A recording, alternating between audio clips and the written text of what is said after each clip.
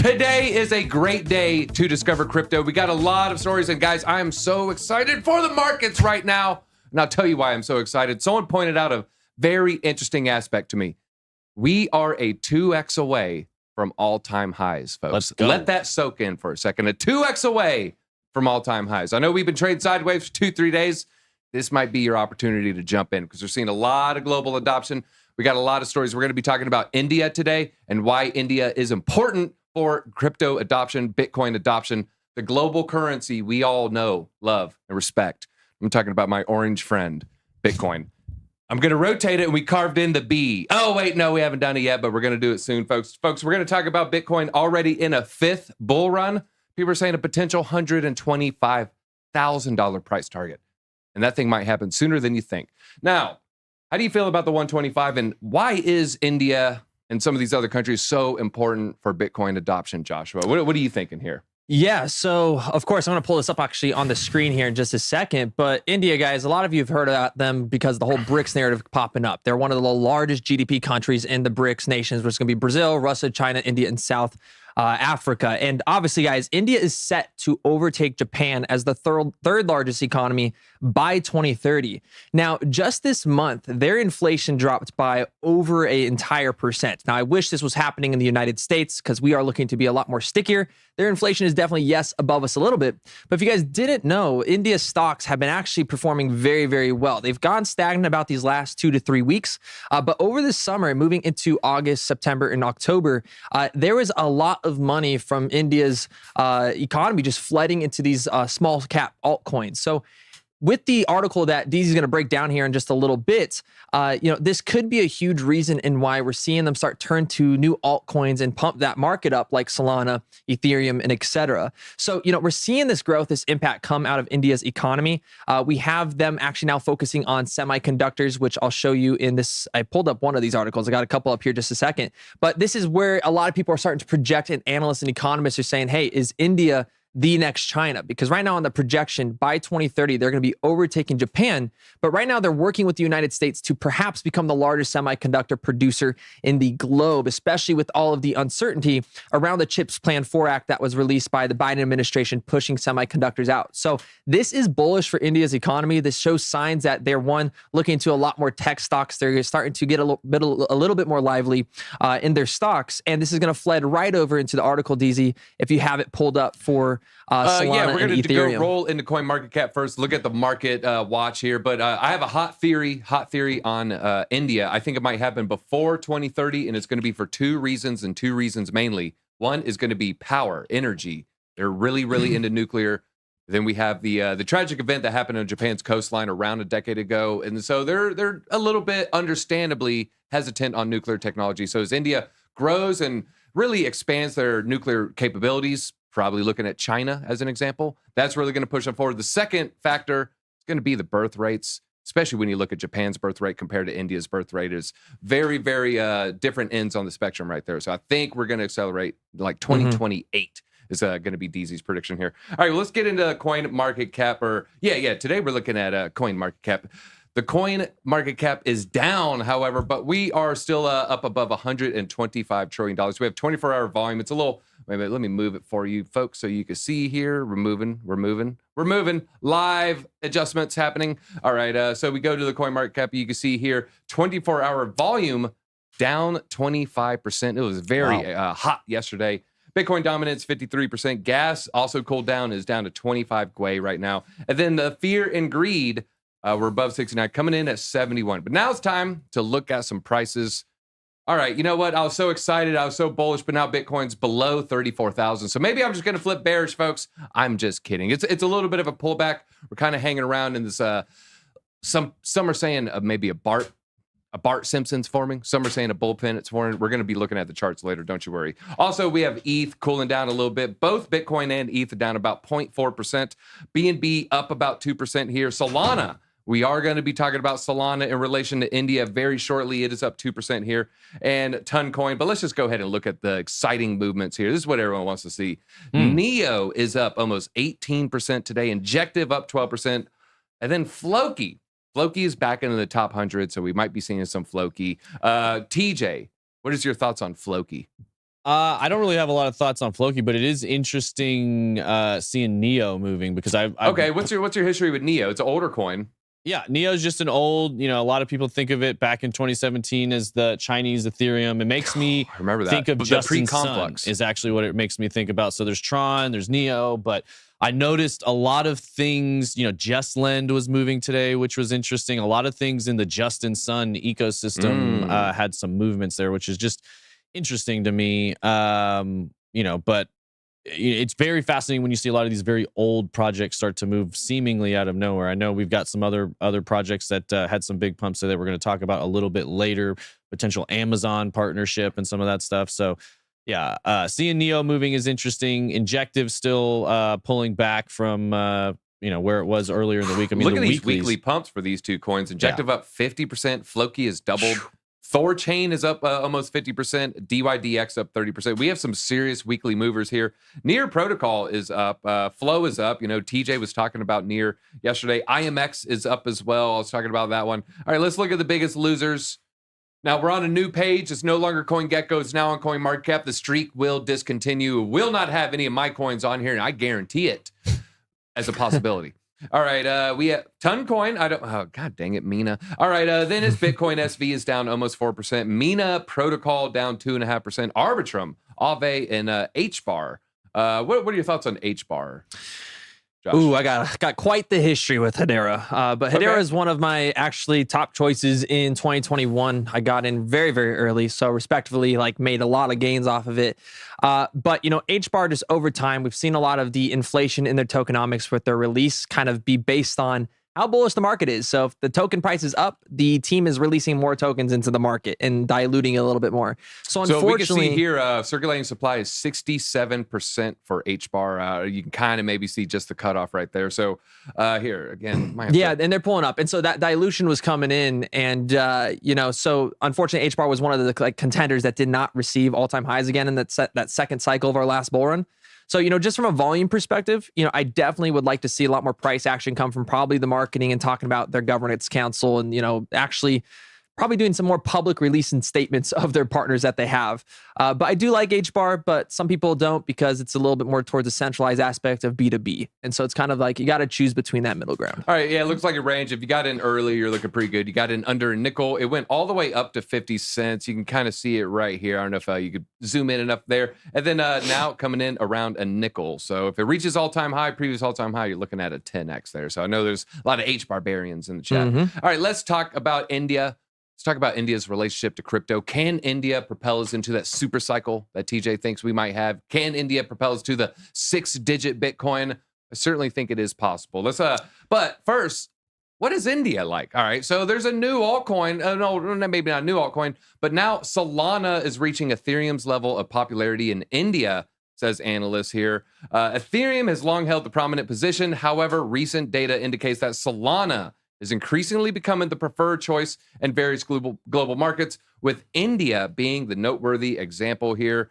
Further cementing its position in the Indian ecosystem is their marketing tailored specifically to resonate with Indian developers here. So they know, hey, how do you get your crypto to really, really have a large impact on the world? One element is going to be community. The other element is going to be the developers. What can the coin actually do? What can the chain actually do? It looks like they have a pretty smart strategy by targeting the developers in that nation of 1.3 billion people, if I'm not mistaken. The accompanying chart reinforces this narrative from the latter part of 2023. There's a notable uptick in Solana's trajectory. The sharp ascent, particularly in the last quarter, indicates not just increased interest, but also a growing trust and stability and potential on the return here. You can see the chart right there. Yeah, nice little breakout of a lot of these moving averages. I believe a 200 and a 50 right there. So feeling pretty good about Solana at these prices. It is hot. It might need to cool down. Maybe it's going to come back down to the mid-20s, potentially even low 20s if we get really bearish for a short term. But Solana, I definitely think you're going to be looking good if you hold it today and sell a year and a half from now. So why is sell up 44%? Real quick, we did have a question from the chat, PL Super Chat. Appreciate that. He's asking for your thoughts on CRO, Kronos, or I guess that's crypto.com, Kronos chain. Any opinions? Yeah, I kind of gave my broad thoughts on it. I think it's going to be a great retail pump. So, maybe you want to get in early. I don't know when the exchange tokens are going to pump, but I do think the exchange tokens will pump. I think the FTX thing, and, it's maybe kind of dampened the mood for a bit. It was a hot narrative about a year and a half ago. Crypto.com is probably the best domain name in crypto. And so if you're a new person, you're coming in, you see it, you're watching some sports, you've seen crypto.com arena for 4 years at this point, however long they've had the name rights, and you're thinking about downloading something, you're probably going to download Coinbase or crypto.com. And then you see, imagine you're new again. You remember when you're new, it doesn't matter what APY is. It doesn't matter what the yield is. It doesn't matter where the yield comes from. You just see free money. Oh, if I buy 10 of these tokens, next month I might have 11 of these tokens. And so I think a lot of people are going to gravitate towards it. I just don't know when we get the exchange pump in relation to the retail market coming in. I'll take the inverse. I'm saying I used to love exchange coins because of the progress we saw with BNB. I was thinking FTT would be similar. Was thinking, CRO could do similar things. At this point, with all the regulation coming out of the EU and the US, I don't know that exchange coin niche is the best place for this next bull run. Not saying it's impossible for it to pump. So if you're all in on CRO, don't hate me. I'm not saying, you have no shot. There's always a chance in crypto, but there's so many different options out there right now. To me, I'm looking other places other than exchange coins. I guess I feel like there will be a lot of pumps, TJ. I feel like there will be a DeFi pump. There'll be a gaming pump. There'll be, X, Y, and Z pump. Do you think exchanges will miss out on one of the pumps? Just like we saw AI pump and some of these other ones. Will there be an exchange token pump? My opinion is no, not like we've seen in the past, because all of the heat with the regulators, and basically they're targeting exchanges with exchange coins. So it's going to be tough for them to pump it. Follow up. Yeah. Does that apply to BNB? Not as much BNB. BNB is a little bit more outside, but I do think there's a lot of pressure on it. So they're going to be targeted for legal. So yeah, I don't. What do you think, Josh? Yeah, I would completely agree with the BNB statement. But for Kronos, there's 2 alpha points or perspectives I can give here. One is, chat, make sure you again smash that like button for more alpha and keep the pumps in the market going. But for crypto.com, something you guys can actually all do is when you pull out your phones and go on the App Store, a very clear sign that we're moving into a high volume based market and now we're moving back into a bull run is actually by simply going to the App Store and seeing if crypto.com is starting to move up on that list of most utilized apps. So to TJ's perspective on exchange volume, Kronos' ecosystem, I'm not necessarily going to be the biggest fan of. However, exchange tokens are something you kind of want to watch out for as we progress into a bull run, because they're going to make most of their money off exchange volume. And of course, if crypto.com, like DZ said, has probably the best name in all of crypto. So as that moves up on the markets and on the App Store, you actually see that correlate right over to the price. Yeah, because you see millions of downloads and you're like, oh, this must be one of the real ones. And I'm so scared because if I lose the seed phrase, I lose everything and I'm freaked out. I'm going to be very careful when I download my app here.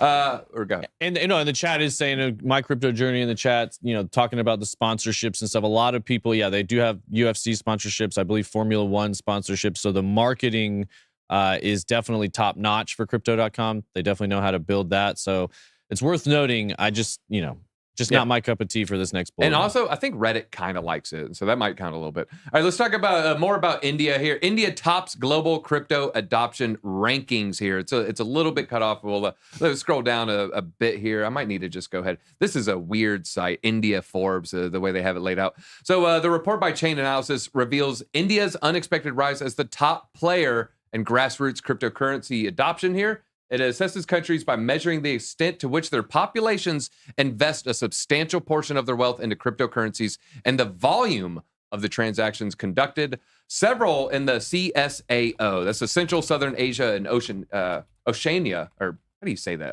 Oceania? Oceania. Region has also secured top positions in the Global Crypto Adoption Index. Countries like Vietnam, Philippines, Indonesia, Pakistan, and Thailand are among the top 10. So the total grassroots adoption is highest in the lower middle income countries, including India and Nigeria. Grassroots adoption in these countries has surpassed levels observed in the third. This is important, folks. Levels observed in the third quarter of 2020. If you were to buy And the last point of the cycle, time to investment ratio. Like, what is your best point to get in? I have a hard argument that it is Q3 2020. So is this the moment where it's time to buckle up? Because you remember Q3 2020, that was right before Tesla bought. That was right before Bitcoin reached 20K again. And that was right after, not right after, that was about a half year after COVID. And then Bitcoin really started to blast off. So I'm getting a lot of echoes of that same time period. Well, what would you, and not only that, India has a very large, I would say middle class. They do have a caste system, but there's a very, very large and growing and emerging middle class happening in that country right there as they upgrade everything. That might be why India, guys, they take #1 on the global charts for crypto adoption. So despite, if you guys saw the article from Coinbase last month coming out and actually removing all of their services from India because of regulatory uncertainty, they are still the #1 adoption on the index for the top 20. It goes India, Nigeria, Vietnam, then the United States. We're not even top 3. So this shows that they're not only technologically advanced, but they are progressing towards that. And to DZ's point, I feel like it is the middle class that is really realizing, and poverty, of course, that goes, hey, the ultimate money printing and the unlimited money printing isn't good for the poor, right? That seems to be only good for the rich. And that might have a huge factor into why they are the #1 for the overall index ranking. All right, catch them all. India has crypto, they have food. What they don't have is their own Discover Crypto in India. Time to expand into India. All right, if you know what, you're Indian, I want you to quintuple smash that like button, share it. Let's get this video out. Let's spread this crypto adoption. Because remember, every time you hit that like button, Bitcoin goes up like 0.01%. So help us out here. All right, now let's talk about Indian banks here to offer incentives for digital currency transactions. They're ramping up their efforts to increase adoption for their CBDC, their e-rupee, following the Reserve Bank of India's push to jack up digital currency trading volumes. They're gazing their sights on promoting the use of it here. In addition to this, they've established a few new features, bringing in digital currencies to their much-sought real-time payment system, the UPI, emphasizing the attraction of more and more users here. As stated by the Yes Bank spokesperson here, the decision revolving around these time-bound promotional incentives to foster growth and development for the CBDC is an all-encompass under the bank's digital strategy. So we've seen a similar situation when they're trying to compel you to have this medical procedure. They say, hey, come here and you get your free French fries. It's the equivalent here. So it's going to work, folks. It's going to work. People like incentives. There's going to be a lot of people like, oh, I get $20 off my next light bill. Sure, sign me up. So they're going to use the carrot, and it's going to work for a large percentage of that 1.3 billion people. And as kind of my thesis, the more and more people adopt CBDCs, the more comfortable they're going to be using cryptocurrency, and the more comfortable they're going to be saying, you know what, maybe I should buy some Bitcoin here. Then it's also easier to wrap your head around, God, they don't even have to print the money anymore. Now they're just doing this. And Metaspawn, I believe, was a name in chat that said, didn't know that India had a middle class. Guys, India has one of the fastest growing middle class populations in the world, rising at 6.3% per year between 1995 and 2021. It now represents 31% of the population, is expected to increase by 38% by 2031 and 60% by 2047. It seems like India is doing exactly what Biden wanted to do for the Americans.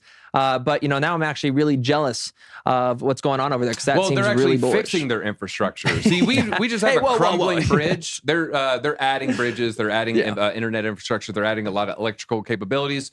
Meanwhile, we have rolling blackouts in Texas. We have dying windmill farms that TJ's driving by. But you got anything else on India? I know there's it is. Well, no, I think there's a lot of interesting people making points in the chat. I lost it, whose the name was, but he was talking about they also led the discussion at G20 recently when it came to crypto regulation. So India they've been definitely hot and cold on crypto. They've banned it, they've unbanned it, they've banned it, they've unbanned it. But they're definitely moving the global conversation forward as it pertains to digital assets. Josh mentioned at the top their involvement in BRICS. Their economy is definitely becoming more and more relevant on a global scale. So as we see these trade battles heat up between all these different nations and the adoption of blockchain and digital currencies, I do think they will be a relevant speaker at the table, so to speak. But it'll be interesting to see how it all plays out, because they definitely have genius. It's like the modern day Switzerland. Like they're being neutral in every position, taking advantage of every ecosystem.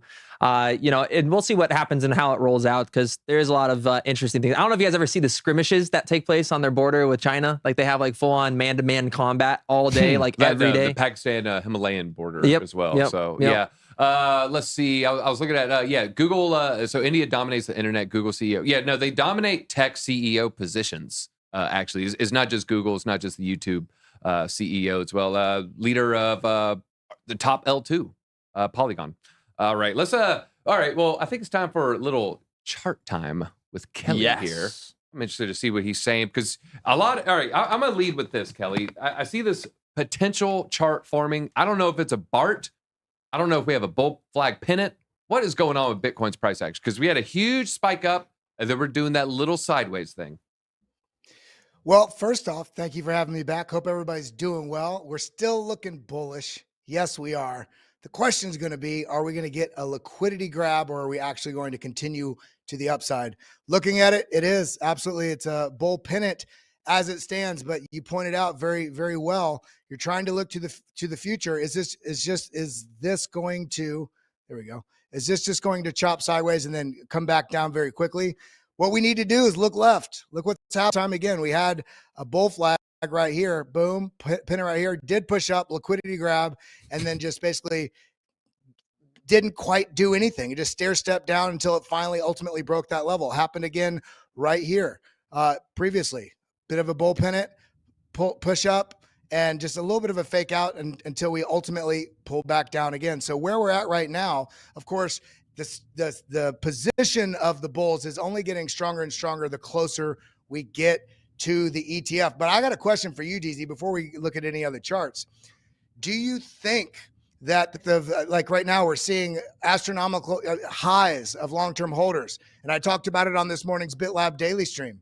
The long-term holders only strengthened their positions into all the cascading collapses last year. We saw the FTX collapse to the ultimate, bear market. We saw banks, cascading bank failures. We saw a flight to, quality, a flight to the best asset in history, Bitcoin. So why would a long-term holder, why would that metric change right now if we're coming up on the halving and we're coming up on potential Bitcoin spot ETFs, mass approval? I'm doubling down. It is not going to change. I mean, a lot of these people, not everyone, but because at this point we're 2021, especially April is a while away. A lot of these people didn't sell their Bitcoin at 50K. They didn't sell at 60. They didn't sell at 69. Why would they sell it to BlackRock for $34,000? It doesn't make any sense that they're not. I mean, exactly. And looking at this chart, this is very bullish. But again, there is going to be opportunities thinking about this with a lot of smart money on the edge of coming into this market with institutions and these spot ETFs. They can manipulate that. They can get this liquidity grab to the upside. And of course, if you look at just targets and you're trading just targets, the target on this far overshoots what the upper level of resistances are. This comes all the way up to basically $40,000. But I talked about this yesterday, this cross section of a previous low and many months, year and a half ago, to this diagonal level of resistance above us meets right here. So I would not plan on this target being hit. If we do push to the upside, I'd be watching $38,000. But again, I was talking about it this morning. I'm watching for potentially even some sort of false breakout here, bull trap, and then liquidity washout testing this region down here, 31.6. But I've got a really interesting chart for you that I want to show, because you all were talking about, and I think all of us in the Western world need to pay more attention to this. There's the whole rest of the world. The U.S. is not the only people. The Europeans are not the only people in this market. We're only 5% of the population. Only 5%. To that point, check it out. 7% of Indians own crypto. That's 100 million people. If that's the case. I guess you put it in perspective. That's a third of America. Yeah. No. So look at this. So if we have 420 million people globally that are involved. Where is it at? 420 million people globally that are involved in crypto. That means just under 25% of the entire crypto market is Indian. Now, wow. This is actually the Bitcoin to Indian pair. The Bitcoin to rupee pair. And you can see this chart, while it looks similar, notice where this found resistance right here at this top, and this zone right here. If we're looking on the dollar pair, let's go out to the daily.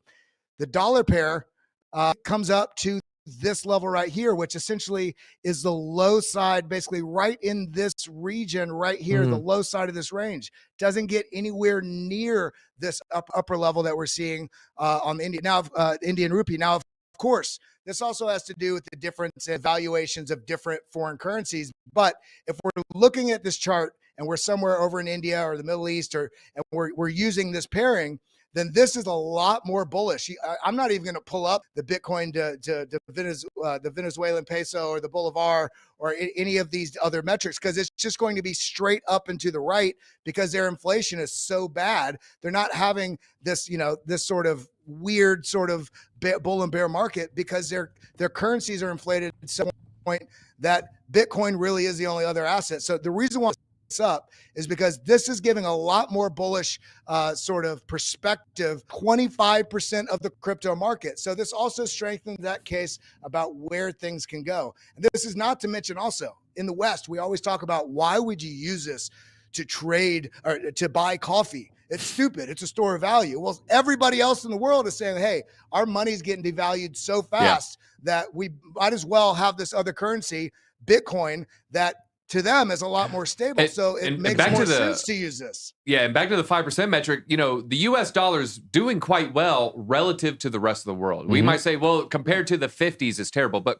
to the rest of the world, it's doing quite well. So for 95% of the world's 7 or 8 billion people, it's a better idea to buy Bitcoin than it is for us. And I think it's an incredible idea to buy Bitcoin. Yeah. So for 95% of the world, it's even more important. That's absolutely right. So everybody remember, get out of your own bubble, look at different pairings, understand what's going on globally, not just what's best for you. And that's all I got to say. I hope everybody has a wonderful weekend. I think TJ got a quick follow-up for you real quick. Did you? No. Oh.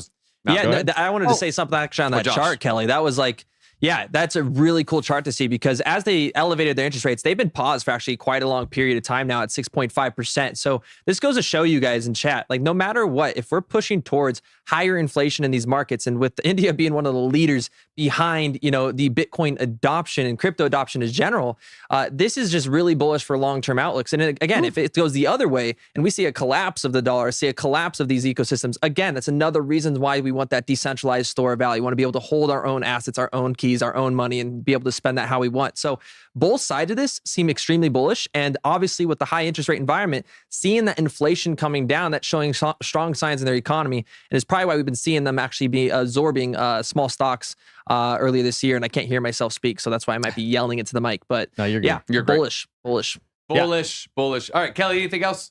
I lost. Are you bullish? No. Oh, he's gone. Yeah. I see Kelly's him. done. Yeah, wait a minute. Yeah, he's popping champagne. No, it's he's pointing his phone, his Coinbase, and he's market buying Bitcoin right now. Kelly, slow down. That's your entire paycheck. No, I think you guys made a lot of really good points there with the inflation factors there. Like DZ was saying, when the United States dollar is inflationary, every other currency that's pegged to the dollar is experiencing more inflation, generally speaking. So it's really cool seeing Bitcoin actually acting as that flight to safety, unlike what we saw in the last bear market, 2020, 2019. There was a lot of fear and uncertainty going on, and all of us Bitcoiners were like, all right, now's the time. We're going to start seeing all of these other nations, fleeing to quality, fleeing to a better asset to preserve their value and their wealth.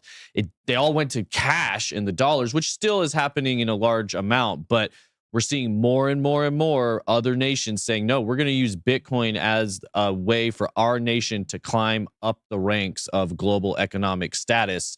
And you can do that as a nation. You can do that as an individual.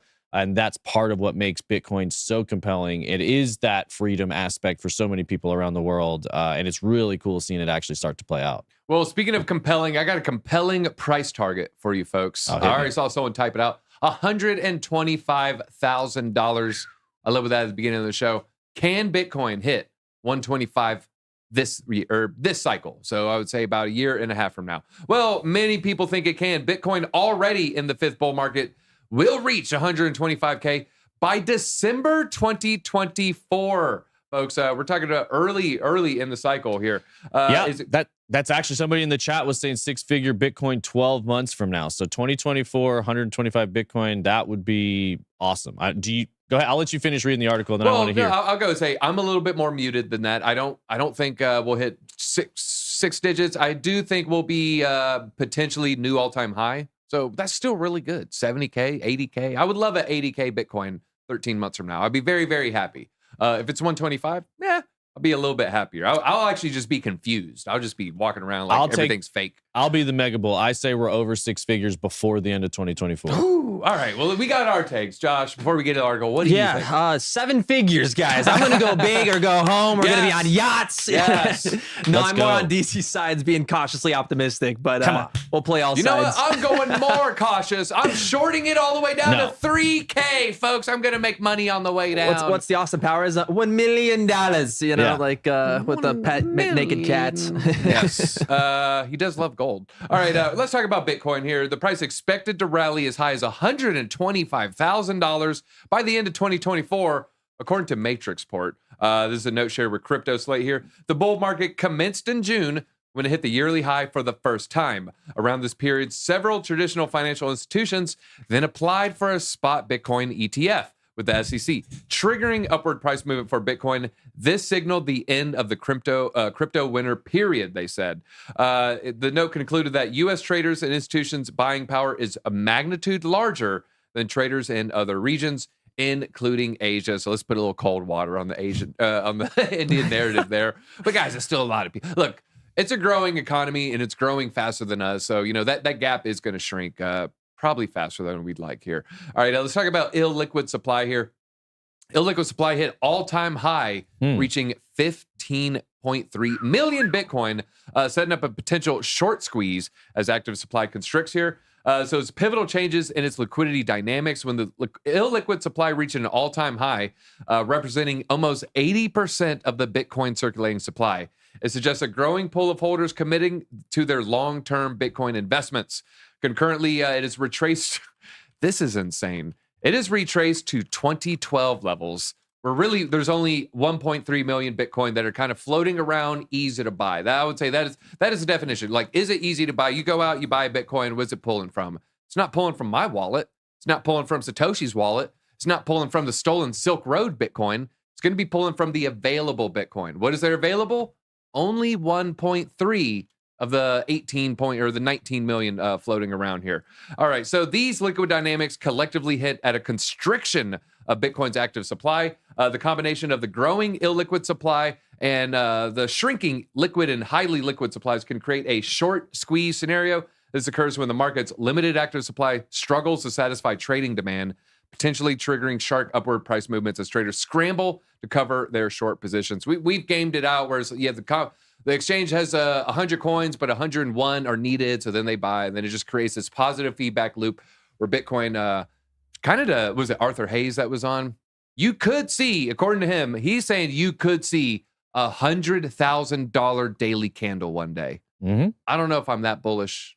We could definitely see 10K candles, though. That's nothing.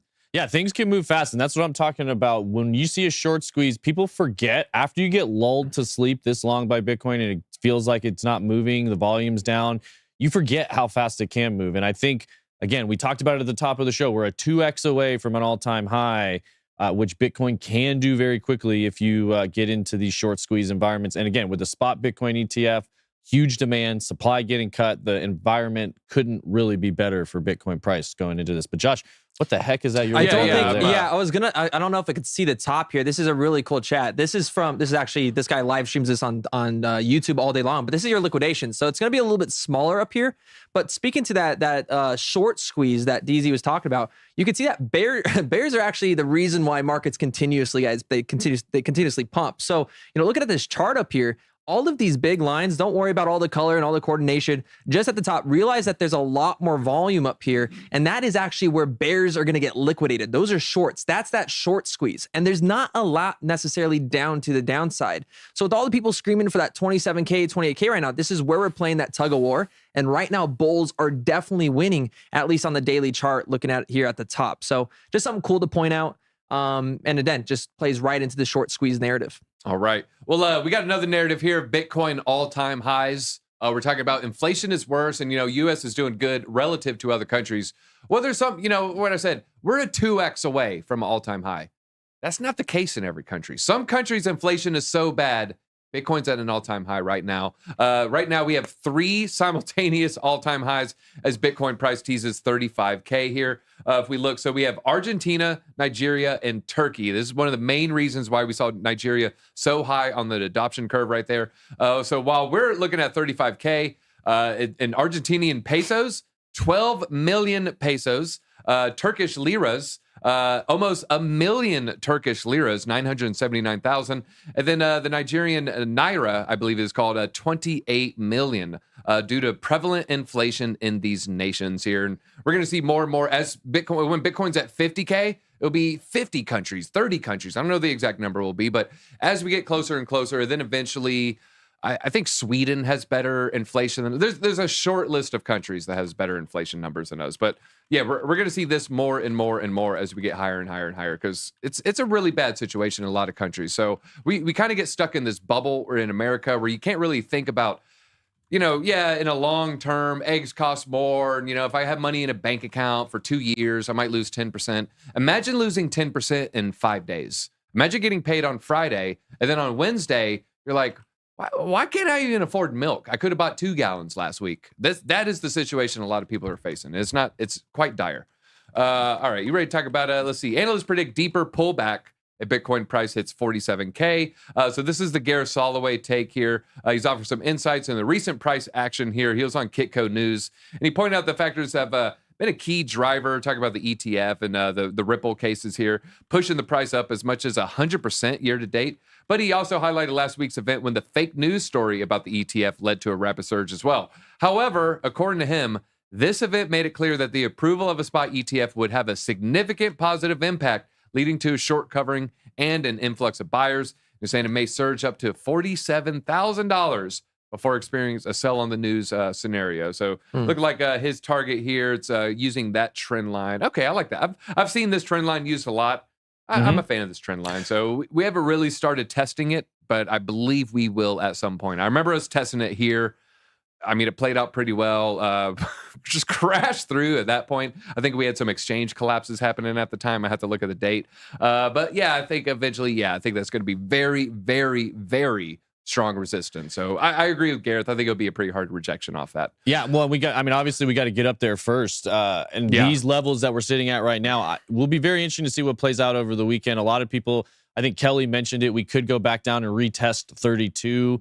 I think it's going to be hard to break down back below 32 or even below 30, but retesting 32, then 40 is going to be that next level to watch. If we can clear that and flip that to support, then obviously that trend he's pointing out there, 47K is, pushing up to 50K, a large psychological number.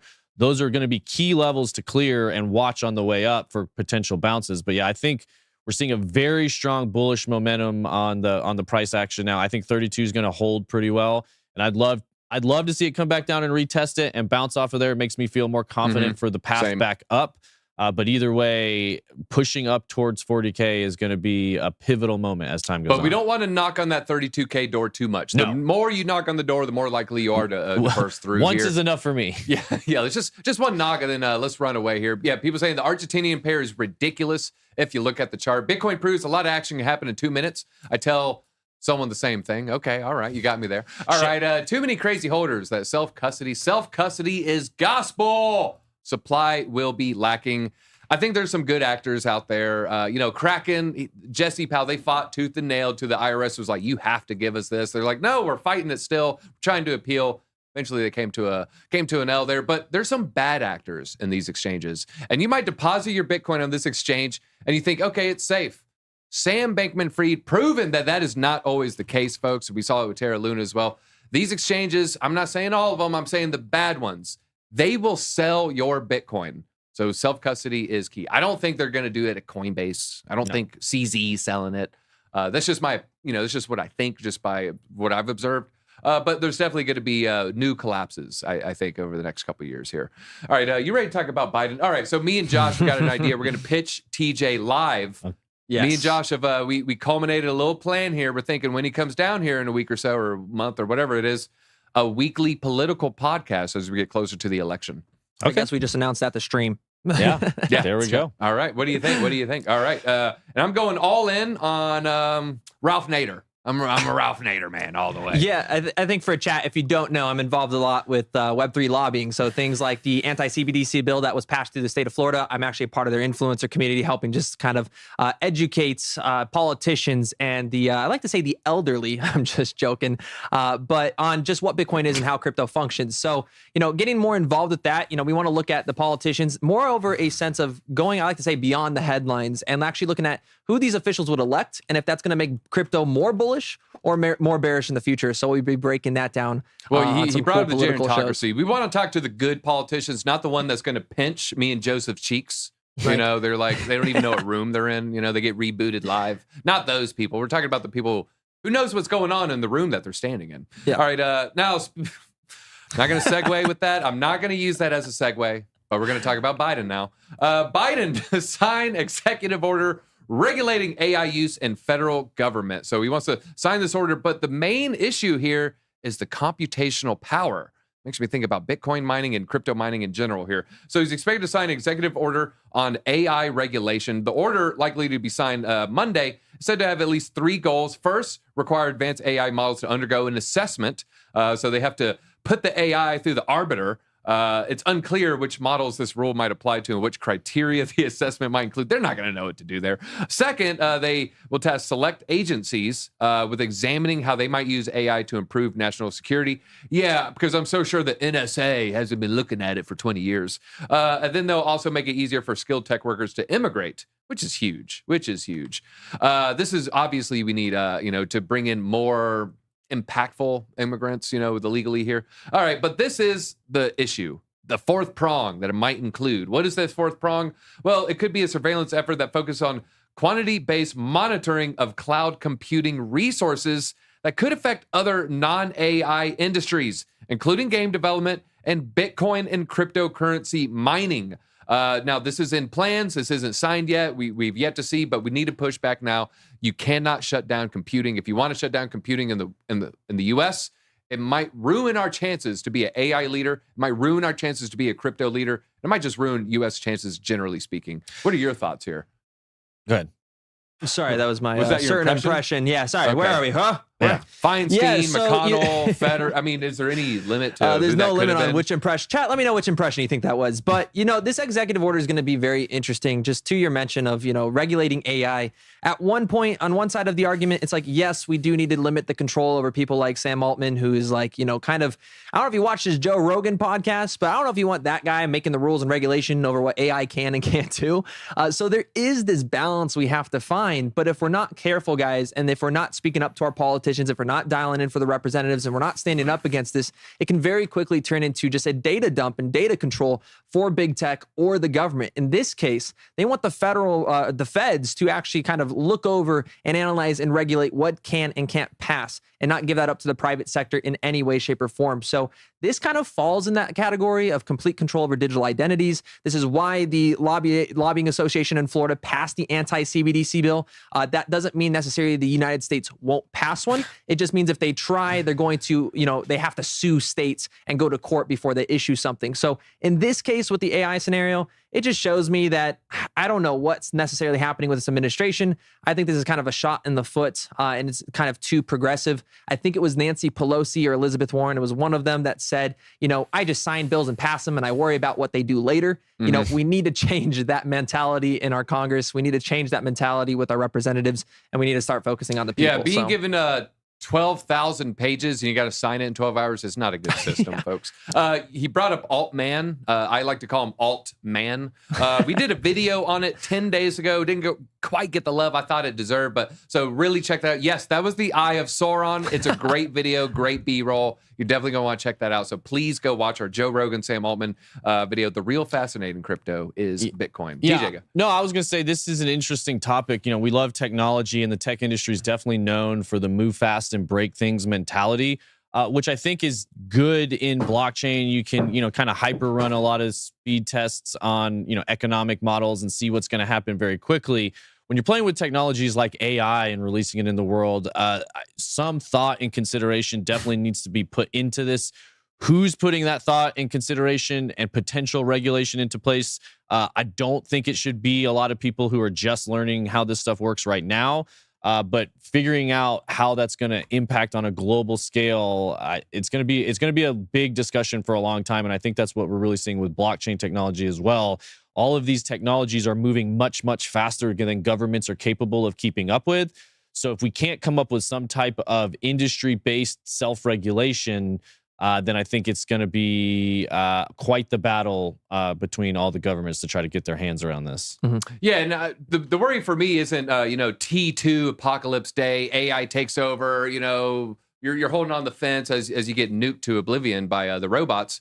To me, the main concern is it's a global stage, and we just got to make sure we emerge as a leader, not someone else. That's my 2 cents there. All right, TJ didn't want to share the picture of Linda Hamilton being melted on the chain link fence. Get it, TJ. I get it. I just didn't see it. No, it's fine. It's fine. All right, T2, best action movie of the 90s. All right, let's talk about a U.S. Q3 GDP growth here. Is beating expectations as the European Central Bank holds steady here. So recent macroeconomic data highlights significant events in the international fiscal landscape. The ECB held its gun, maintaining the interest rate at the anticipated 4.5% there.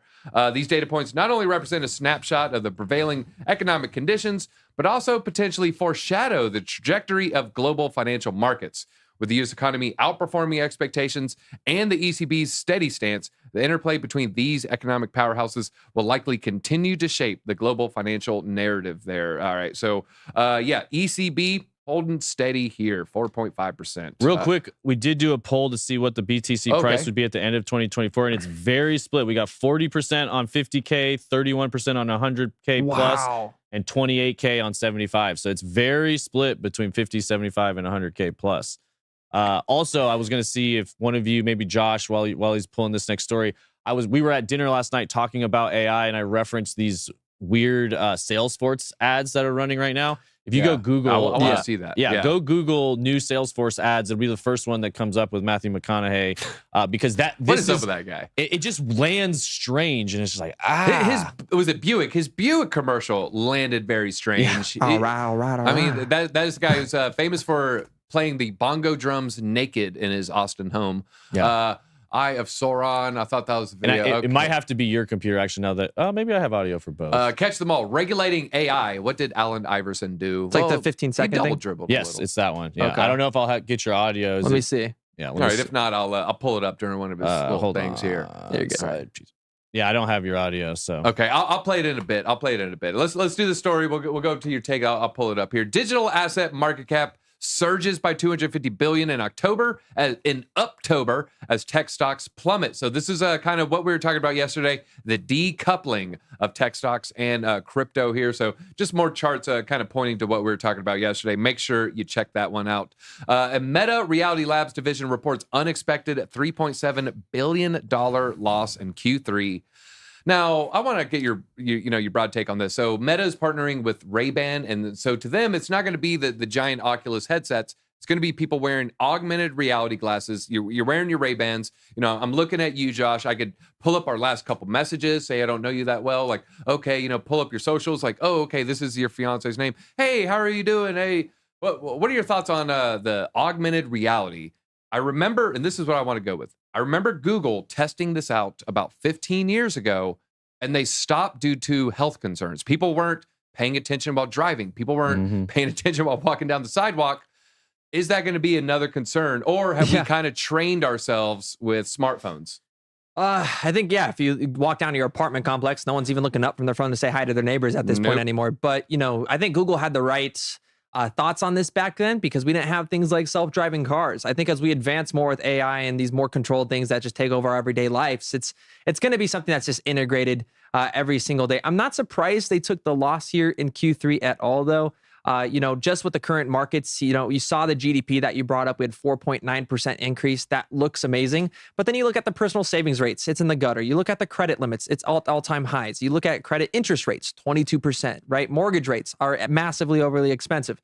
So even though we're at a 4.9% growth, a lot of these tech stocks, a lot of these risk on, policies or these equities like Meta's, they're going to report those losses here in the things that are going to be more consumer based. So I expect augmented reality, virtual reality to be heavily integrated in the future.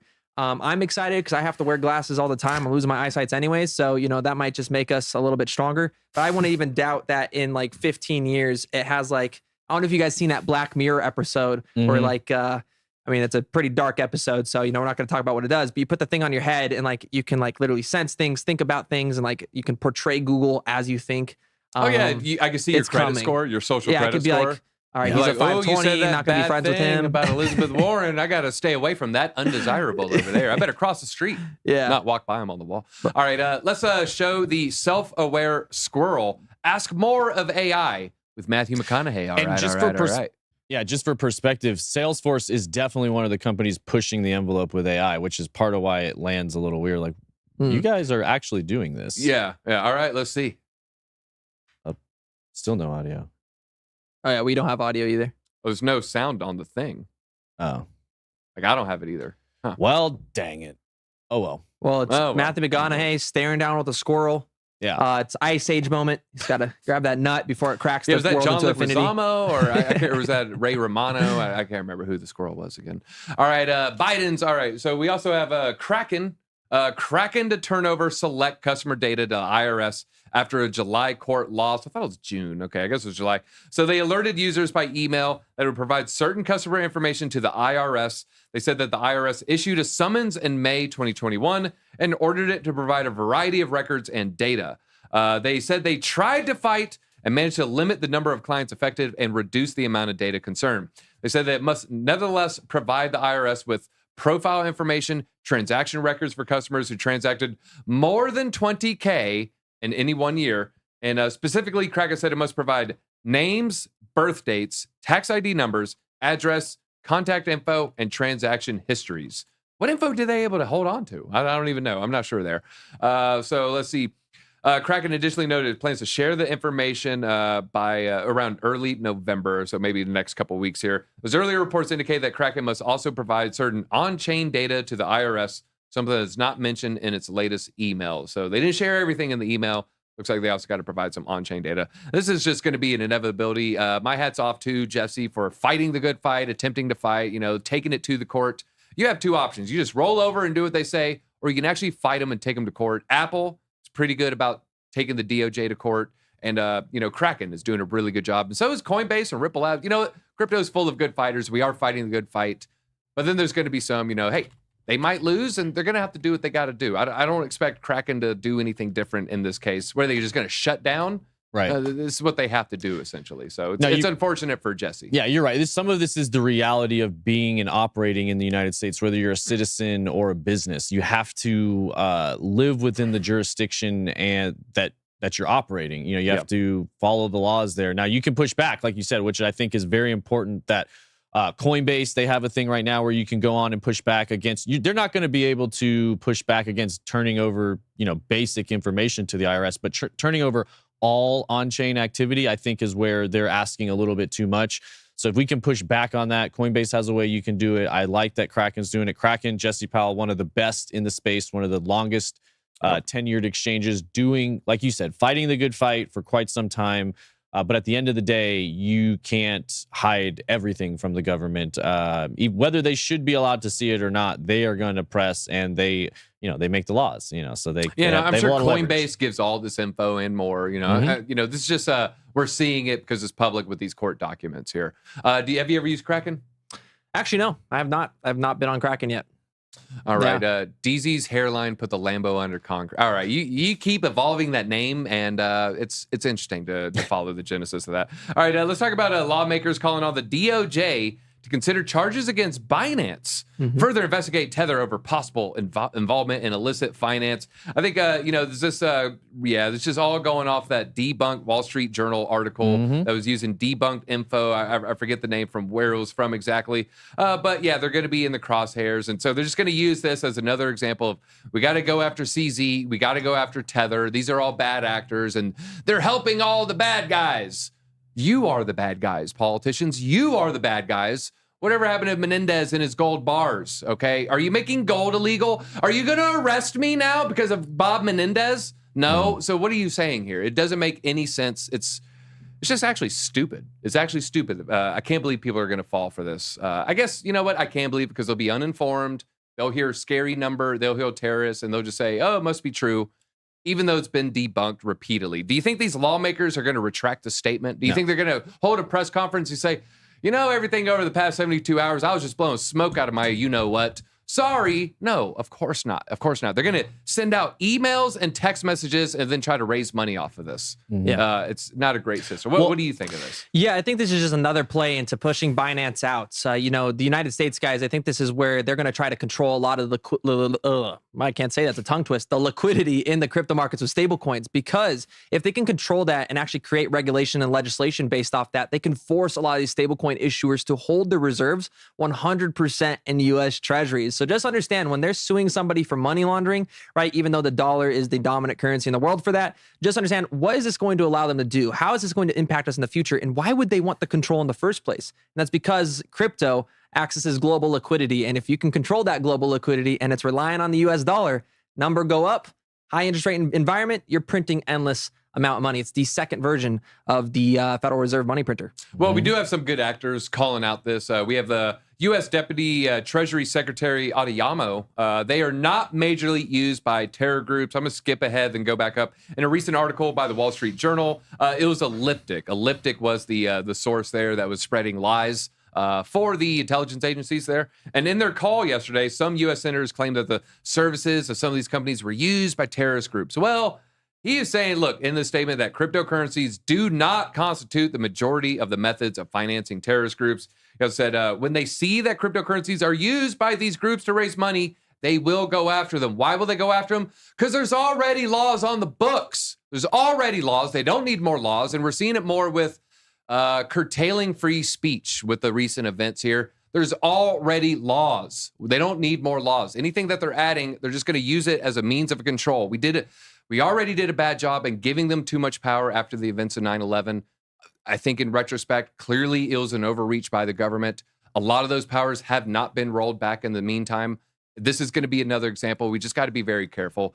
Don't let your emotions get the best of you, because they're going to use emotionally charged language and emotionally charged scenarios to try to compel you to give up your own rights. Don't let them. That's all I have for that. All right. What do we have here for the X moment here? Kraken. Okay. This is Nick Carter.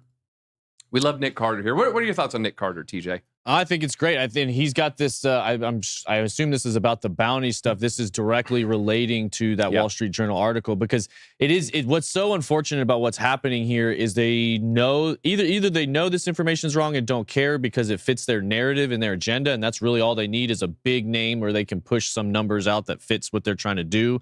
But I think this is what he's doing here is really important. He's calling for people to basically demonstrate through Chainalysis how to get this information out there in a concise way and show on chain that this is inaccurate, basically. So all right, so this is kind of reminds me of Balaji's situation. You know, just a good crypto advertising campaign is what I would consider it. Announcing $500 in Bitcoin bounty for the 21 best, 21 million Bitcoin there. 21 best open source analysis of the facts surrounding the Wall Street Journal Warren letter, rules and submissions here. And so, he's going to be giving out. They've actually upped it a lot. I think it's over 60 now. A lot of people offered to pitch in on it. So there's, I don't know how many thousands of dollars that they could actually pay 17 out. hours ago, we tweeted they're up to $500 bounties. I don't know if he's tweeted about it in like the last couple minutes here. A couple updates. We already have submissions. I'll make first payouts today. Flipside are adding 1,500 to the bounty. So Flipside adding 15, Swan adding 2,500. So now it's pots at $35,000. So yeah, good job, Nick Carter. Even with your mustache. Yeah. You know what? Let's pull him up. People are like, "What are you talking about?" His mustache. Guys, not the Backstreet Boys. I was going to say, from Backstreet Boys to Bitcoin developer, quite the rise there. All right, let's see. There's mustache list. That was an older picture right there. Yeah, why they got all the old pictures? He's had a mustache since like 2021. Is it the Nick Carter from Backstreet Boys? No, it's not. I was kidding. I was kidding. Yeah, I was like, you blew me out of the water. He's looking like Gomez from the Addams Family. You know, a young. Oh God, I think it looks like an electrified Q-tip. We like Nick Carter though. We like Nick Carter. He definitely knows what he's talking about. Very wise for his age there. All right, interesting testimony, and then we're going to go into the DeFi story here. Interesting testimony from SBF. I didn't know I wasn't supposed to use client funds. Yes, You did, Sam. You liar. You're a big. By the way, the dirty liar. Q-tip remark was to SBF, not Nick Carter. Yeah. Just to clarify. Yeah. All right. Well, he is currently facing the 7 charges of fraud and collusion here. But when asked if he read, hey, look, I don't expect a customer to read the entire terms of service, but maybe the CEO should. Well, they asked him, hey, did you read the entire terms of service document? He admitted, I only read some parts in depth, and I may have skimmed others. Well, the team requested an acquittal from the judge presiding over the case, argued that prosecutors did not present enough evidence to prove the charges. The government's final witness testified that many of the signal messages had an automatic deletion function. They allege this function was used by Bankman-Fried to cover up discussions. It's my understanding signals monitored. There is, sure, might not be shown in this particular court case, but I've been told that there's agencies that can look at any signal message. So anyone at home thinking like, yeah, man, it doesn't. Just be careful. All right, let's talk a little DeFi here. Value locked in DeFi surpasses 40 billion, marking a significant recovery here. As of Thursday, it stands at 41.42 billion, according to DeFi Llama. TVL has experienced double-digit gains in the past week. Well, a lot of that is just going to be the value of the cryptocurrencies is also gaining as well. So, yeah. But we are pumping further than what the gains of the coins were. So leading gainers for the month were Aave and Just Lend. Well, I think Just Lend actually did pump more than 17%. So a lot of that is going to be from that. In total, 17 coins from the top 100 recorded losses, despite the broader upward trend in the market. So, hey, looks like 83 of them in the green. So if you're in DeFi, you're looking pretty good. I still got to restake that min swap. I keep forgetting to do that. All right. So if you want to see some latest DeFi developments, I recommend check out DeFi Investor. We're not going to go over all these here. Any that you really wanted to cover, TJ? No, just if you scroll down to the image, I really like that. It's just a good recap there. I like how he has it broken down like 14 words per, bullet point. Let's get it down to 7. Yeah. All right. Okay. It's it's a good way to continue to keep up with different things going on. There's so much Celestia going moving on. through, Polygon adding things, Phantom. You see Sushi Swap V2, ZK Lend, interesting coming on the ZK network. So yeah, just Arbitrum, Aptos network. I know there's a lot of DeFi on Arbitrum right now that's getting prepared. I think there's a big grant release coming to a lot of those different Arbitrum projects. So something to keep an eye on there. So that would be the high points. All right. Analysts forecast $455 billion altcoin cap. Can altcoins reach new highs? Of course they can. Of course they will. So we got like the leading alts, XRP, ADA, Solana, engineering significant gains in recent weeks. Experts seem increasingly optimistic about the potential of the overall altcoin market. Well, Josh, how are you feeling about the overall altcoin market? Are some of the older coins going to get, I don't think Matic's going to have the 300X. I don't think, Cardano's going to have the 150X. But are you feeling pretty good about, along the stronger projects, new all-time highs pretty much across the board? Honestly, I think it's going to be like, I don't know if it's like 70-30 leaning to 70, not hitting all-time highs, but that doesn't mean altcoins are not going to rally. What people I think are failing to realize or remember is that things like Polygon Matic or Decentraland Mana that like 100X for like me in the last bull run were like $20 million in market cap, $10 million in market cap. They were just starting, they were just launching, and now they have multi-billion dollars in value. And so those projects, it's going to be way harder to retain all-time highs for 2 reasons. Some of them have had massive token dilution. Matic has actually one of the best tokenomics, so I'm not necessarily specifically speaking about them. But products like Gala, right? 400% dilution. So it depends on the altcoin. Can it hit all-time highs? But that doesn't mean, hey, can it still 3 to 4x? Of course. Can it 5 to 6x? Potentially. But to see, like you said, like 100, 200x in a lot of these top altcoins, I think it's gonna be a lot harder. So you just have to start. This is where you do your research like we did in 2020, 2019, 2018, and so on. You got to start finding those hidden gems that might be the next version of these layer 2s for those larger gains. Yeah, I mean, generally speaking, on the strong projects, there's going to be a lot of new projects that suck. But I think if you want that 100x, more than likely it needs to have launched in 22. Or later, because a lot of the earlier ones, people saw the potential like, oh, wow, Cardano previously hit $3. So, I don't want to sell it at 25 cents. Whereas the ones without that price action, could really get beaten down that 99% there. Here's Pentoshi's tweet here with the top 150 altcoins market cap, excluding Bitcoin and Ethereum. I need to see if this excludes the stable coins as well. It looks, I'm not sure. It doesn't appear that it does. So I'm not exactly sure here. I'd have to double check that. But all right, yeah, I'm expecting new all-time highs for this thing. I think maybe even potentially. Oh, and it was for overall all altcoins, right? Yeah. Yeah, I think that's going to, yeah, definitely. I mean, we have more and more products each and every single day. Yeah, not only that, the top 150 reminds me of the S&P 500 index. Mhm. Once you get good, you're put into the index, and once you're bad, you're kicked out of the index. So the index is evolving. So we have the top 150. It'll kick out the bad projects and then usher in the new ones, or usher in the good ones. All right, let's talk about, let's see here. Yeah, let's do a little proof of stake network. Experienced historic low in staking yields. Mhm. This is a good thing, folks. Historic low in staking yields mean we're low double digits, probably. So yeah, the yield of the top 35 have reached a record low due to the rising average stake rate among investors during the third quarter here. Average staking rate increase. Okay, so they're talking about staking rate, not return rate here. So increase of substantial 52% across proof of stake led to a decline in change to 10.2, the lowest ever rate. Yeah, okay, so it shows both metrics. Yeah, that's good. I said low double digits. This is probably where we want to be. We don't want to have 27% yield on everything, because where's the yield come from? Where does the yield come from? If you can't get a clear answer, they don't have a clear answer. That means, maybe it couldn't be sustainable in the long term. Potentially, is all I'm going to say. So what are your thoughts on chasing yield for DeFi? Actually, 100% agree with you. If you got those 27%, those 60%, even upwards of 150, you got to realize who's actually issuing these staking protocols. So I would be more, I'd be more inclined to stake with things like Ethereum. I think we were talking about this during lunch the other day. But for a lot of these like stable coins, specifically if you guys watch what's taking place on Binance, not necessarily calling them out, but what's happening with FDUSD, a lot of the same issuers that are partnered with the exchange, and the exchange controls like 100% of the supply, they're the ones issuing the staking protocols. They're the ones that are determining the 60% APR. And so a lot of that staking just ends up allowing these exchanges and allowing insiders or market manipulators or whatever to stake a massive portion and then just use that to raise funds for ICOs or manipulate other token spreads. So I like seeing that on the lower end. It definitely shows that, just like you said, where's that yield coming from? And you need to more importantly ask, okay, if that yield's there, what are they going to do with that yield once they obtain it?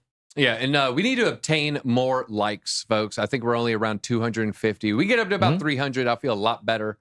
So let's go ahead and pump those numbers here. Yeah, it's a good weekend. Pump it for the weekend. Pump it for the weekend. All right. Now, Josh, you mentioned Q-tips earlier, right? What did Q-tips clean primarily? Your ears. Yes. And what is the buildup in the ears? Your wax. Wax. Let's talk about Wax, folks. All right, Justin. Wax announces collaboration with Amazon Prime Gaming. Sudden spike in price happening here. I guess it's not in the top 100, unfortunately. I have too much Wax, y'all. I sold a lot. But, Wax hit around 70 cents, I want to say. We're going to go ahead and hit the max chart here right now. I was a Wax guy last bull run too, where you you're waiting for it to like follow everything. Yeah, look, that is not what you want to see on a launch. That doesn't look great. But we hit right under $1. I sold a lot at 90 cents. I sold a lot around 70 cents as well. And then I carried a lot down into the bull market because, I like Wax NFTs. I do like the chain. It's just, it has a little UI issue, and it definitely has a community issue these days. But Wax is way down. But when we zoom in a little bit, what do we see? Okay. All right. Maybe someone front running that news with a little Bitcoin spike right there. All right. So Wax is up 15% for the day. Not quite in the top 100. But with this partnership, I think it probably will hit in the top 100. That's going to be my guess here. All right, let's break it down. According to the announcement, this collaboration marks an important step by bringing together Wax's technology and Amazon Prime's gaming large user base. A project called Brawlers was introduced at the game at the center of the partnership. Here we have a nice zoomed in, stretched out y-axis here. So always like those type of charts. It's currently listed on Binance and KuCoin. However, Wax, a relatively old cryptocurrency that was launched 6 years ago, is trading at prices extremely low from its all-time highs. It is down 98% from its all-time high, taking into account the rise in its launch days. I take that out of account, and so I put their all-time high around $1. So it's still down 95%. Okay, there's still a lot of room for the upside. With the Amazon announcement, there's a sudden increase in transaction volume data of the coin, and an increase of over 100% was observed. I actually moved 9,000 Wax tokens off KuCoin 2 days ago. I'm not a whale. I didn't have inside info. I didn't sell. I didn't buy more. So before anyone looks at me like, DZ had a bunch of suspicious Wax transactions right before the news. I didn't know anything, folks. I didn't know anything. All right. I know this is not a crypto question. Why am I still reading it then? I'm interested to know what the channel. Okay. We see a fall in the housing market, or will prices keep climbing? TJ, you're more closely linked to the real estate market than probably us two here. What are your thoughts on the real estate market? I definitely think it's been overheated recently with a lot of the printing that's been going on. It's another set supply type of asset. Interest rates obviously have a pretty big impact on that. The affordability is getting unsustainable, I would say. So it's got to start to come back into range here at some point. Can't just be on a bullish tear forever. However, so many people have been saying that for the last 2, 3, 4 years. So when will it start to pull back is anybody's guess. Also wanted to give a shout out. We got Crypto Blood in the chat. Hey, shout Blood. out to him. He said he's a big Wax supporter as well. So he's been visited before. So yeah, love that. Yeah, guy. a lot of Wax people around the blockchain. You know, I know Miss Crypto. Yeah, there's just a lot. It has a strong community. Stash loves it as well. That's right. All right. Well, let's talk about Bored Ape here. A big win for the apes here. Again, I'm going to have to zoom in so I can move it a little to the left. Bored Ape Yacht Club copycat fined $1.6 million and Yuga's trademark infringement case right there. Not great for Yuga, or I'm sorry, not great for Ryder Rips. Ryder Rips basically copied the collection and then, you know, kind of had his own thing. Well, he copied the imagery in what he called a satirical collection. Well, to have satire, it has to, you know, maybe have a joke or some sort of change. Well, he was fined $1.6 million for copyright infringement. They made a decision on the just yesterday. The main argument was the mainstream adoption of Bored Apes, considered the epitome. I'm sorry, I'm trying not to laugh. The epitome of coolness for many. Bored Ape Yacht Club was featured in the MTV VMAs and a Rolling Stone magazine while promising exclusive membership in a private entertainment-focused community. Yeah, I'd say it's an accurate assessment there. Indeed, the breaking closure of the infringement case has inspired the famed digital artist to illustrate the victory. This is a cartoon image. I think we could show this for the Bored Apes, attaching the crypto native slang FAFO. We're not going to say what it stands for. While the news hasn't reflected much on the prices, Ape bounced from $1.31 and it has a 21% run here. Here's the Bored Ape carrying Ryder Rips and Ox Polly, taking them to the waste can right there. Is that a Beeple? That is a Beeple. That was a Beeple. Yeah, I actually of course. like that one. I like some Beeple artwork every now and then. Actually, yeah, I was gonna say should maybe almost be careful be of the careful Beeple with that, replies comments there, but yeah, it's a great Beeple. What are your thoughts on Beeple? Yeah, I was actually not worried about the comments. I was actually worried about his paintings on the Those stream are bad there. as well. Yeah. You know, I think Beeple is like I think he's the king of memes for NFTs. Not only does he have good art and interesting perspectives on the industry, he's made a huge name for himself because he obviously was behind the massive collection of like 1,000 days or whatever it was, all into one picture. Yeah, he has the highest NFT sale of all time too, $69 million. Yeah, so I mean, you can't not like him, and I think he's a very needed troll for the community. Okay, yeah. I would say that's a accurate assessment there. Yeah, very well needed troll.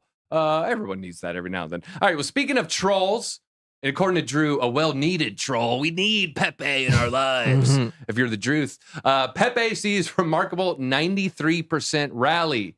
Here is the reason, folks. Mostly Bitcoin breakout. That kind of helped catalyst it here. But the traders usually invest in tokens that have a high social appeal, rather than the ones with the intrinsic use case. That's a good statement. Traders after a pump, they'll usually invest in tokens that have high social appeal rather than the ones with an intrinsic use case.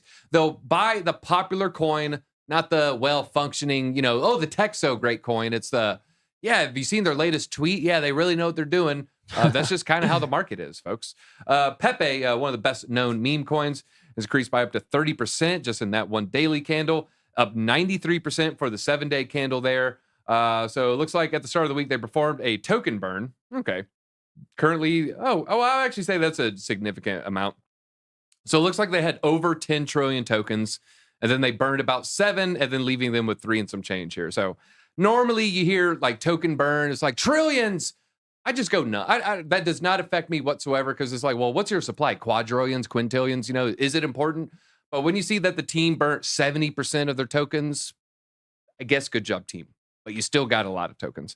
All right, Pepe has a new team of advisors guiding it forward. In a post, the account stated, and the team is also actively exploring potential use cases for its treasury that's still attached to the original team multi-sig wallet there. What's your Pepe thoughts, Josh? Yeah, so we actually made a short on this a few days ago with the kind of the alt season, what's sparking that. Yes, it's definitely going to be mostly driven because of the Bitcoin development, but it also overlays into the gas fees on Ethereum and just having larger gas fees. When there's larger transaction volumes and Gwei gets up to like a 45 for gas fees, you'll generally see a lot more the transactions go for $100, right? So that actually will spark the value of a lot of these altcoins pumping. It's why you saw Floki pump today. It's why if you go on the meme market, there's a bunch of random ones that are up like 2, 3, 4, 500%.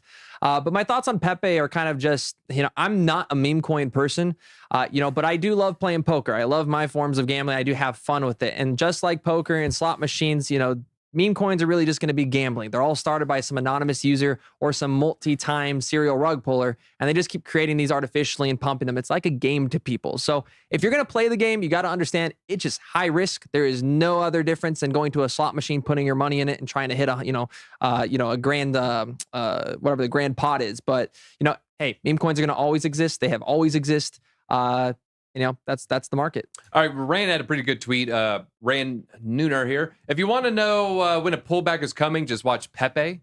It's literally an index for when the market's getting overheated, when people are confident enough to go there and it pumps. That's your sign to exit. Works every time. So shout out to the TA people. Maybe check that out. Yeah, I thought that was interesting take there. We'll have to test it and see if it proves to be true. But kind of like what you were saying earlier, like, hey, let's see where people roll these gains into.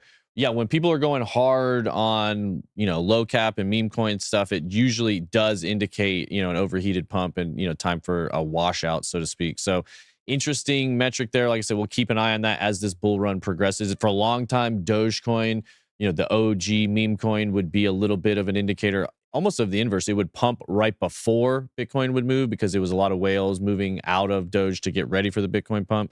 So it is part of the crypto ethos. I would say meme coins are there to keep crypto fun.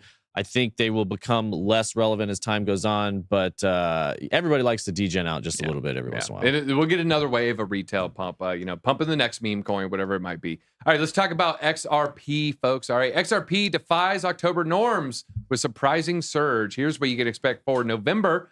So surging ahead with an impressive gain around 7%, defied its typical October history, which usually sees declines of around 5%. Interestingly, this year's October marked the third most profitable month for XRP since its inception in 2013. That seems pretty surprising here. So maybe they're just talking about Octobers. This year's October marked the most. Okay. Looking ahead for November, Crypto Rank Portal reveals that XRP has shown a promising trend in recent years over the past decade. November pumps. Wait a minute. Is that the average? No way. Average is 77%. Okay. Oh, okay. Because there's a 500% outlier there. Okay. It makes a lot more sense now. All right. So the average pump for November XRP, 77%.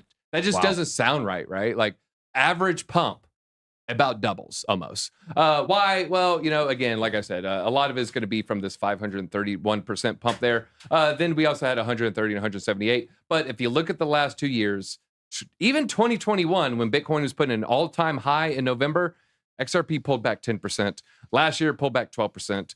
But if you look at this metric, we have green, red, red, green, red, red, green, red, red. Time for a green. I don't know. I will.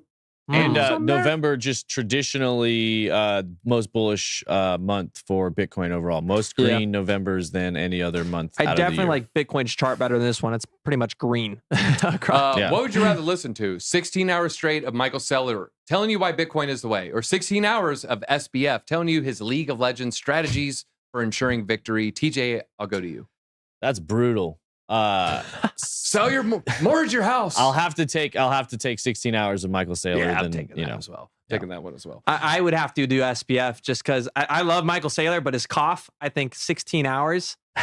16 hours straight of the cough would get to me. Yeah. Oh well. We do like. I'm not wearing the black button up today. I didn't wear the Sailor outfit today. So not Sailor Moon. That's BJ. All right. Let's talk about Link 2. Sorry, BJ. Sorry. He's Gambit. Everyone knows that. Link 2. Friend of the channel here, Ray Fuentes. He reveals the factors that could drive a Ripple IPO in 2024. Just a little background on Link 2. They'll allow you to get in on some of these accredited investment vehicles while just being just a normal person like us here. So speaking on the Thinking Crypto podcast, he revealed that he is rather optimistic that a Ripple IPO could happen as soon as next year. And this is Link2's community director. His picking out 2024 has to do with the fact that he does not think market conditions are favorable this year. This is due to quantitative tightening that the financial markets have experienced as a result of rising inflation. Job postings are fueling rumors. We talked about this when they first posted. So they have a job posting. It was for the role of a shareholder communications manager, and the job description turned more than a few heads. So it was essentially like the exact position you would hire if you were going to go public. That's what they're hiring for. Not saying they're going public, but if they were, this is exactly how they would act. So again, another interesting tidbit of information. All these pieces are starting to come together. Yeah, I'm wondering, will 2024 be the year of the crypto IPO, or will it be 25? We'll see. Yeah, well, yeah, they might want to wait till 2025, like Coinbase. Coinbase played it perfect, right? Coinbase played it perfect. They pumped it leading up is kind of what I choose to look at it that way. So, 2024 could also be good, though. Then you might have those 6-month vested stock options. Give them time to get out there. All right. So I think it's time for a little Q&A here. All right. So we got Root. Root from the chat. Thoughts on if there would be another double top during the next bull run? We went from double top, no double top to double top. I'm going to say no double top. That's just, I know it's a simplistic metric, but it's also hard to predict. What do you say? Yeah, I'm going to hope there's not a double top, because the reason why we had a double top this last cycle was because of FTX, all the artificial printing with FTT tokens and everything. And so, in this next sense, if we do get the commodity-based run where Bitcoin kind of trades and moves with comparisons to gold, copper, oil, etc., I think it will be more of a gradual kind of increase with the spot ETF being released, similar to what gold did in 2004 November up to what we always talk about, that like 10-year bull run up to 2011, 2012. So I'm not going to go with the double top this time, but you never know, right? We could see a push out of Binance and a mass amount of printing with USDC. We have no idea what are in the cards for 2024 in the presidential election. Ripple IPO won't impact XRP price whatsoever. Calling it now. I think it's going to be a buy the rumor, sell the news. It probably go down. Yeah, it's probably going to go down on that day. India kicks off bull run. How so? Well, if you rewind to the beginning of the show, we laid out like 25 scenarios, or maybe just a handful. We laid out a handful of scenarios why we think is certainly the case. So I recommend going back to the beginning if you haven't caught it. Ryan shoots more of a statement, but hard to imagine Bitcoin performing well in this macro environment. Dump will come when the recession they are planning takes effect. What do you think? Who's they? You're saying the recession they are planning. I would need more details on that one. Well, but that is a pretty common sentiment here that you hear from a lot of people, that there's no way Bitcoin can pump into this macroeconomic environment. It's too many fears of recession, fears of spending. Do you agree or disagree that we can pump through that, in your opinion? I disagree, because one, it's looking, I'm not saying it's not going to happen, but it is looking more and more likely that we're not going to have a recession. I'm not saying that's the case. Maybe it's going to get pushed back to 2025. It's just looking more and more likely. In fact, I think they even rolled back, Josh, maybe you can fact check me on this. Yeah. They rolled back the previous thing they're saying was not a recession. So we did not enter a recession is what they're saying here. Yeah. So I think at the end of the day, we could have declining GDP relative to past quarters growth. However, they could continue to print money and we could still see inflation pump Bitcoin. Exactly. So for you guys in chat that don't know, a recession is going to relate to or correlate to 2 negative quarters of GDP growth, which we haven't had. And so they're projecting something known as a soft landing. I believe it's going to be a lot harder than, they tend to say, just like transitory inflation did not exist with Janet Yellen. But, to that, I would have to disagree with that statement. I think Bitcoin can perform, and that is why it was birthed out of the 2008 financial crisis. It was created in 2009 with the launch of the white papers. So in a high interest rate environment, we've already seen Bitcoin decoupling from that stock market and starting to be utilized to convert things like wasted energies on a global scale, allowing places like El Salvador, Central African Republic. You have Honduras now looking into this. You have Mexico. We didn't even touch on this today. Mexico looking to try to legalize it as tender. You have Argentina's next elected president, potentially. The third dropout just endorsed him. Very pro Bitcoin. Why? Well, he does side with the United States, but ultimately does understand that there is this de-dollarization taking place with deglobalization. So there's going to be a competition between BRICS, New Development Bank. You have the United States dollar with SWIFT, World Bank, etc. And then you have Bitcoin which is the only asset in the world that every second world, third world country can kind of attack and attach to without having to worry about if the United States are going to print more money, without having to worry about if China is going to tariff or put sanctions or control them, right? So this is a way out, and it's kind of a choice of freedom. So I would honestly say, look back what happened to Silicon Valley Bank. Of course, guys, if there's a recession, you will see a pretty quick drop because lending and all that will get wiped out. But though I believe there will be a pretty quick recovery as people understand that that is the choice and the only way and path towards true financial freedom. So I hate Crypto Blood. You guys go in overtime today. We are the hardest working entertainers besides, what's his name? The hardest working entertainer. The Rock? Leader of Mike? number twos, no number ones. James Brown, right? James Brown. Yeah. What were you saying? No, I was going to say I agree with a lot of what you guys are saying. I will just caveat it with this, that we are going through a recession. It just feels different than a lot of the recessions we've felt in the past because they're using the printer to try to print their way out of it, to Josh's point. They're trying to have a soft landing. Somebody said it really well the other day. It's going to be a soft landing, except for they're not going to put the landing gear down on the landing, so it's not going to be as soft as they're hoping for. And I think that is what we're going to experience, a lot of printing that will soften the blow on the front end of it. But just like what we went through over the last few years, like it seems like there was a lot more liquidity in the market. Things seem to be going better, but somehow everything's getting harder to afford, harder to get by, harder to survive.